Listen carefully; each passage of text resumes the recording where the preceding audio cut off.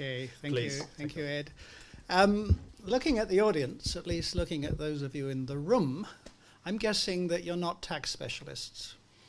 You know, because tax specialists always wear suits. And that's actually good news here, because if you're clearly interested in tax, and if you do want to find out about tax in Latin America, let me just reiterate what other people have said. This is a really good book, actually. You know, I mean, there's a lot of good material, well analyzed, well digested. It's very authoritative, so I just genuinely recommend it for someone who wants to, you know, get up to speed on the issues. And it's also, at least from my perspective, the story it tells is at least a modest good news story.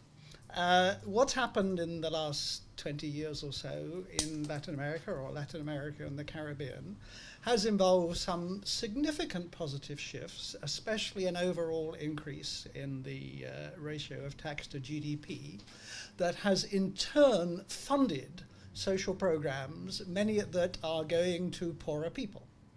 As Vicente says, there's plenty more to be done, but you know, it's not a bad start. What I'm going to do in a few minutes is be highly speculative and make some suggestions as to what might be some of the underlying politics behind this shift, with some suggestion about what the implications are. Now, I'm not going to be at all original, and I have to acknowledge Richard Byrd, who's the grand old man of taxation, the political economy of taxation, for very interesting conversations about these things, and I'm going to reflect to a large degree things I've picked up from Richard. Let's start with the to talk about Latin America, you know, it's ridiculous in a way, but I'm going to carry on doing it as everyone else has done. The stereotype of fiscal systems in Latin America, going back a few decades, really involved 3 or 4 elements. You have very unequal societies in terms of wealth and income, as people have said. And the fiscal systems, let's say, they had 3 key characteristics. Very low overall tax revenues. Those taxes that were collected were very unfairly weighted on poorer people. Richer people didn't pay anything. And that patterns of public expenditure were not, as Francesca said, at all progressive. Rich people made sure that they got a very good share of the money, public money that was spent, especially money spent on tertiary education. So that's, if you like, that's a very crude stereotype of where we start from. Now, if you want to explain that and write about that as people did, you know, you can write about it purely in terms of the power of elites. You don't even need to have a state in your story. A state is a significant actor. The state is just this sort of rather empty box here which elites manipulate. What I want to suggest speculatively is that part of these recent changes you've talked about do involve the state as becoming a significant fiscal political actor. And I'm going to talk a little bit about what I'm going to call fiscal contracting.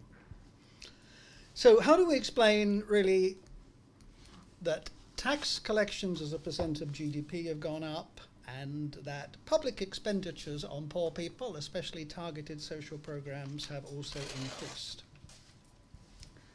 Well, I suggest this is fiscal contracting, and what I'm going to very briefly do is say what I think it involves. First, I'm going to assume that at some point at least, and not always, states do tend to have a significant institutional interest in raising and spending money. You know, states like to raise and spend money. It makes leaving aside the power of elites. They want revenue, they also want a fair degree of revenue certainty.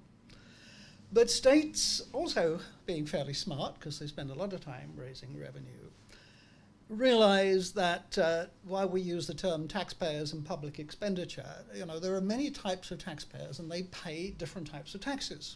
And there are many types of public expenditure, and it goes to benefit many different types of people.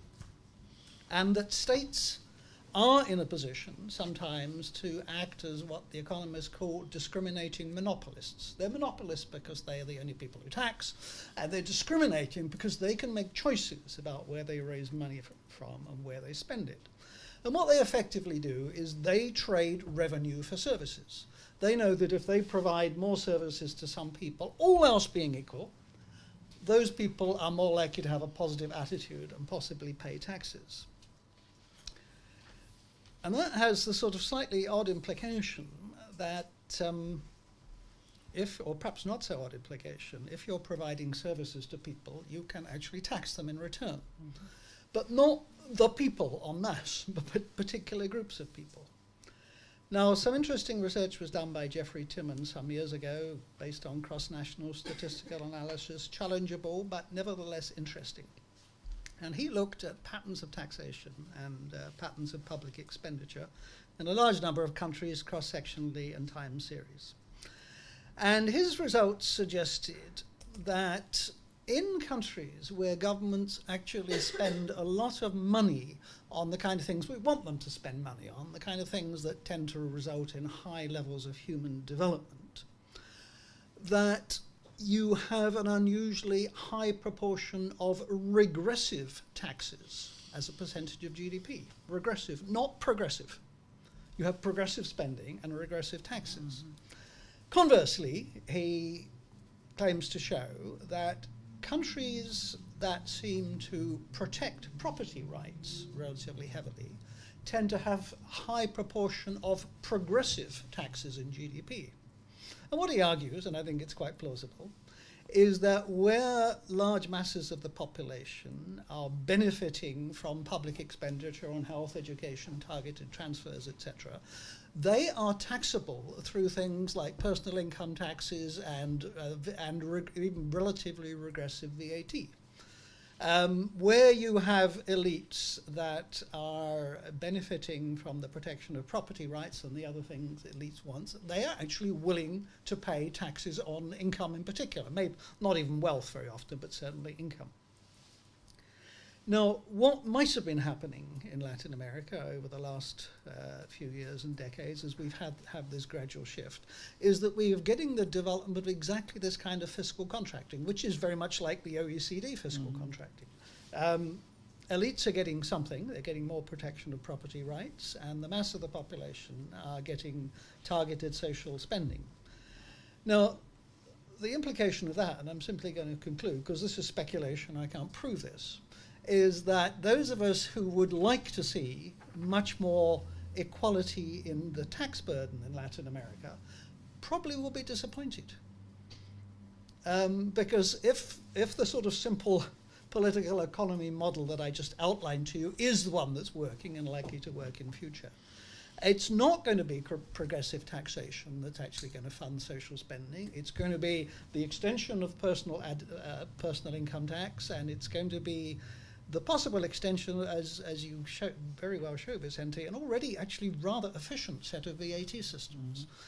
So what I'm suggesting is this is a good news story, but I'm not sure it's going to be converted even into an even better news story of the way we would like in the very short run. Thank you. Thank you very much. Very rich and stimulating set of discussant comments.